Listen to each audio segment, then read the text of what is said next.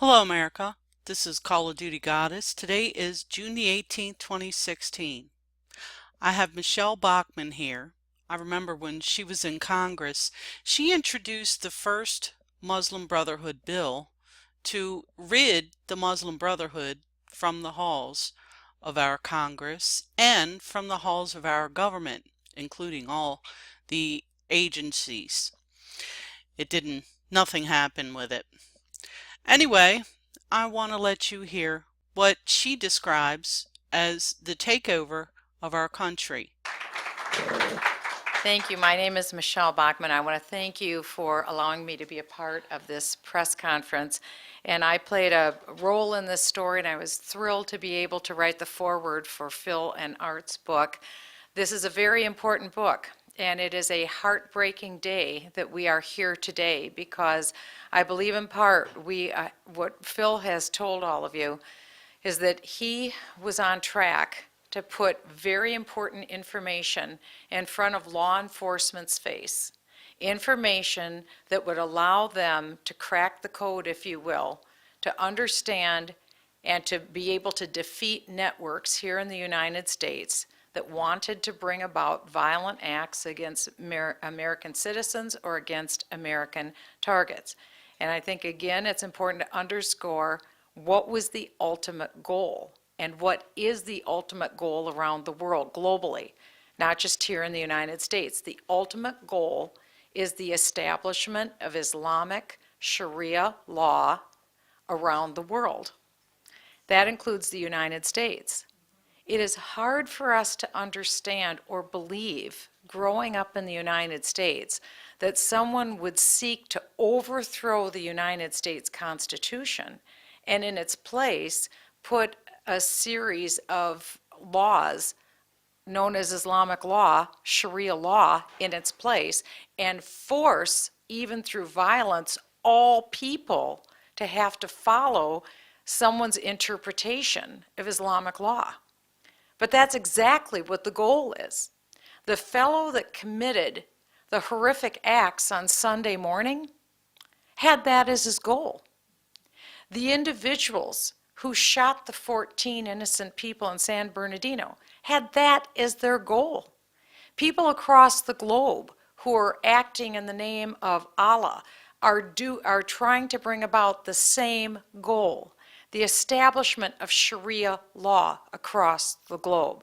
Philip had mentioned a document known as the, why can't I say it? Yeah, the Touchstone document, which talks about civilization jihad here in the United States. There are various means that those that are trying to establish a global caliphate or Islamic Sharia law across the globe are trying to use. In some cases, it's through immigration. In some cases, it's through violence. In some cases, it's through taking over institutions. I was working as a member of the United States Congress. My function is to provide oversight over various committees. I sat on Financial Services Committee, and then I was fortunate enough to be appointed to the Intelligence Committee. The Intelligence Committee is one of the smallest committees in Congress by design. We deal with the classified secrets of our nation. Almost all of our work is done behind closed doors for obvious reasons. It is not televised. During the course of that work, I saw how crucial this work was. And I also saw that at about the same time that I was coming on this committee, there was a rapid increase in the amount of terrorism across the globe, but also threats here in the United States. And I felt I needed to learn more than what was just coming and being presented to me by the committee. Because I had a sense, maybe I'm wrong, I had a sense that the departments that were coming to present information to us before the committee were perhaps in some sense sanitizing some of the information, and perhaps we weren't getting the whole story as members of Congress.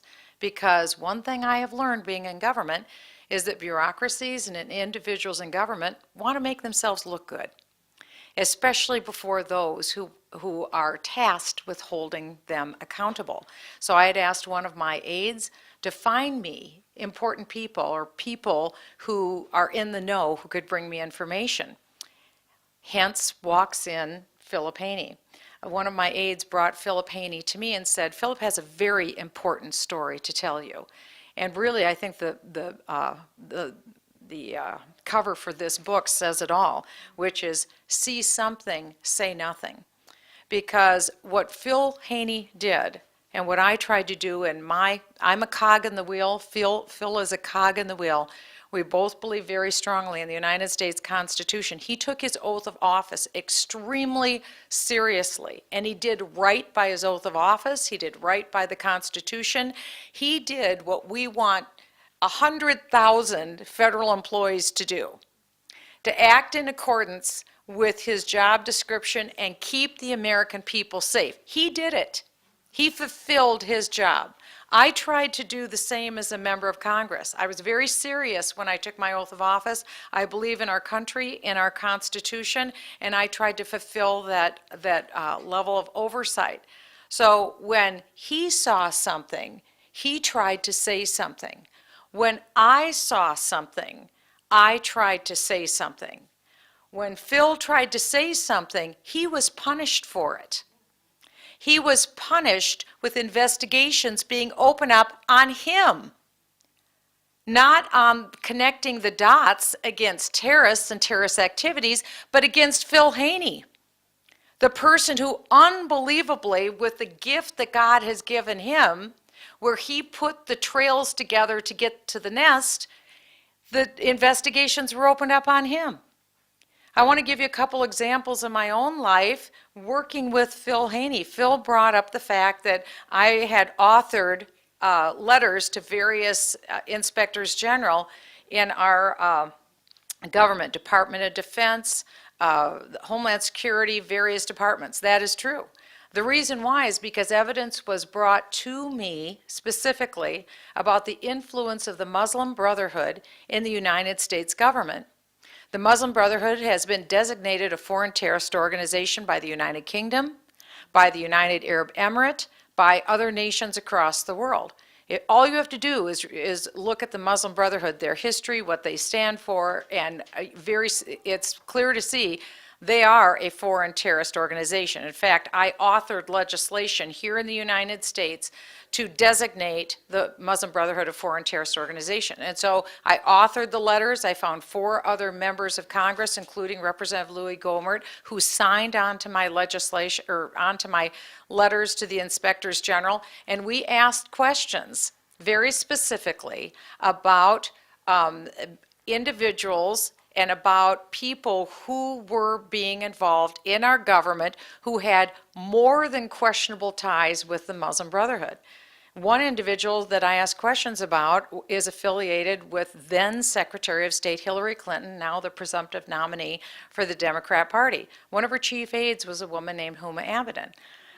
These were the facts that were brought to me. What I was told is that her mother and her father were both members of the Muslim Brotherhood. Her father was a senior member of the Muslim Brotherhood, her mother being a member of the Muslim Sisterhood, her brother being a close personal friend with Qaradawi, who is the spiritual leader for the Muslim Brotherhood. Also, her parents were involved in a magazine, essentially what I was told was a propaganda organ that was seeking to establish and promote the establishment of Islamic Sharia law across the globe. This magazine, I was told by the facts brought to me, in part was funded by a man named Omar Nassif, who was also a financer for Osama bin Laden. He had financed terrorism. He was financing this Sharia publication. This was Huma Abedin's parents who were writing this magazine. During the time that Huma Abedin, I was told, was working for Mrs. Clinton while she was the First Lady, also while she was United States Senator, Huma Abedin's name was listed on the masthead as an associate editor of that magazine. Now, according to U.S. federal law, if a person has that kind of associations, they don't get a security clearance for obvious reasons. And so we as members of Congress did our duty, our oversight function. We asked questions of the Inspector General. Would you look into and find out how did Huma Abedin get her security clearance? Was she granted a waiver? How did it happen? Because according to federal law, that shouldn't have happened. We never even got the courtesy of a response from the Inspector Generals to our letters. Philip Haney wrote about that in his book. That isn't the only example. Philip Haney also wrote about the Tsarnaev brothers in his book. As you know, that was another tragedy that occurred in Boston. And they attended an Islamic mosque in the Boston area. I served on the Intelligence Committee at that time as well. When that happened, I took a trip to Moscow.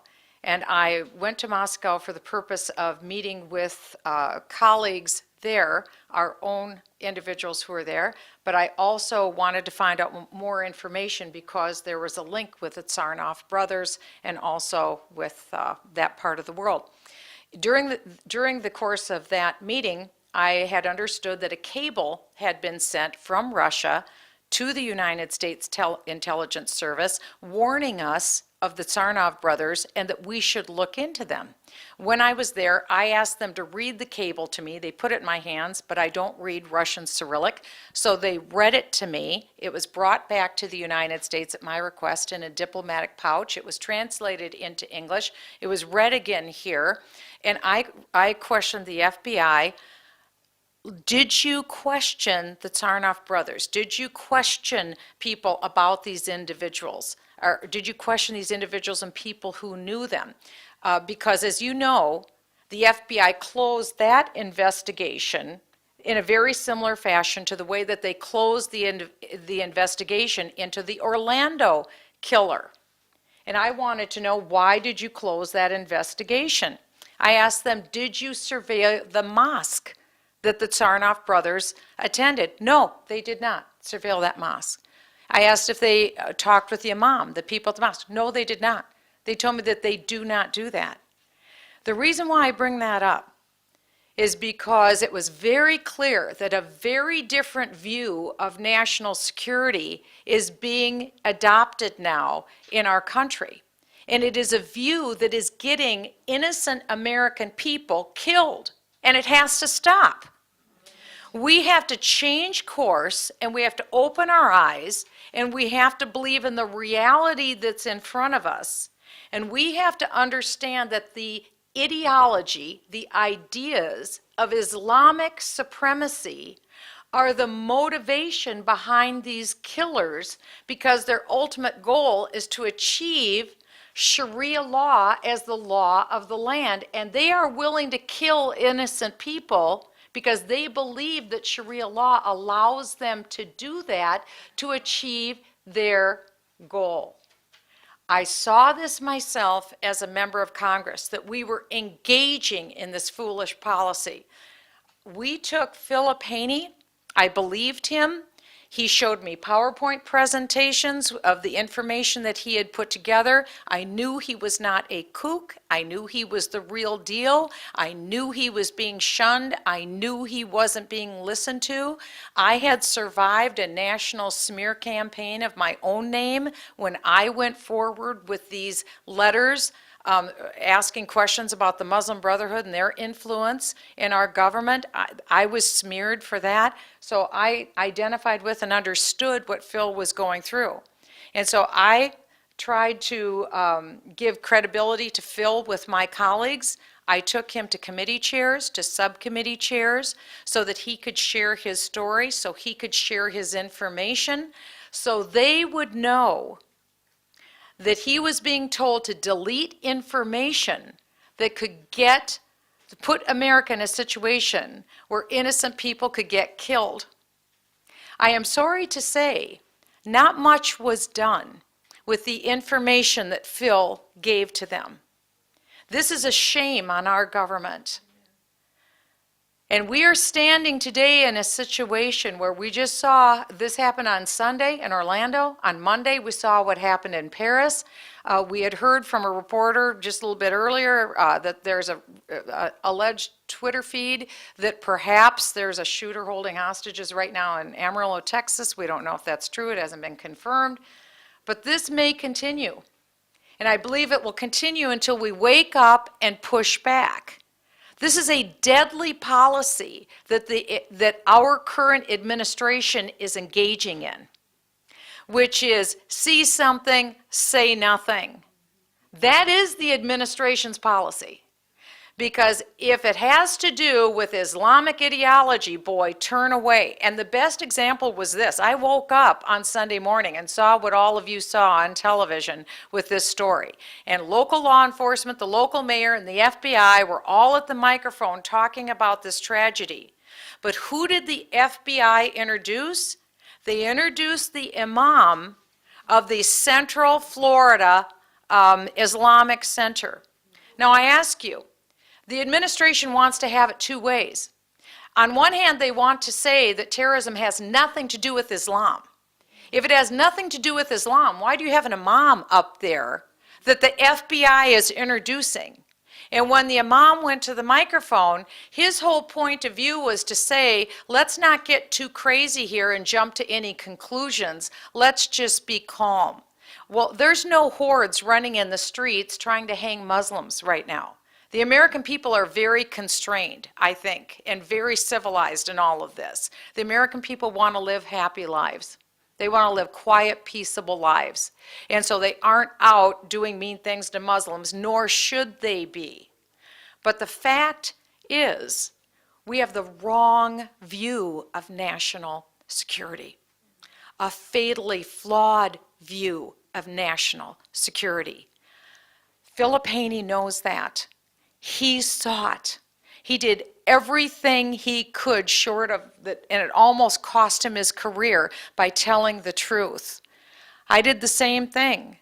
I saw it. I went out on a limb, practically lost my seat in Congress over it.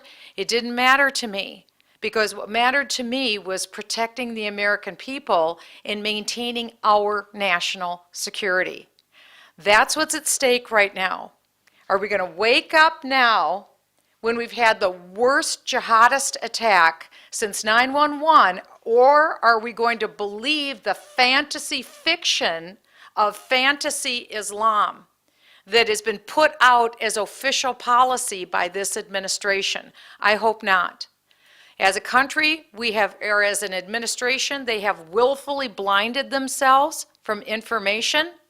They have engaged in willful ignorance by ignoring the information that people like Philip Haney gave to them. And with all due respect, they have engaged in willful stupidity by creating a delusional fantasy view of Islam that doesn't exist. The real view of Islam, reading the Quran and the Hadith, calls for a global caliphate and the global domination of Sharia law and the use of violence to achieve that means. Let's wake up. Let's listen to the Phil Haneys of the world. Let's listen to the congressmen who see this and try to provide oversight rather than smearing them. Let's wake up and protect the innocent. That's what we're to do and follow our Constitution. Thank you.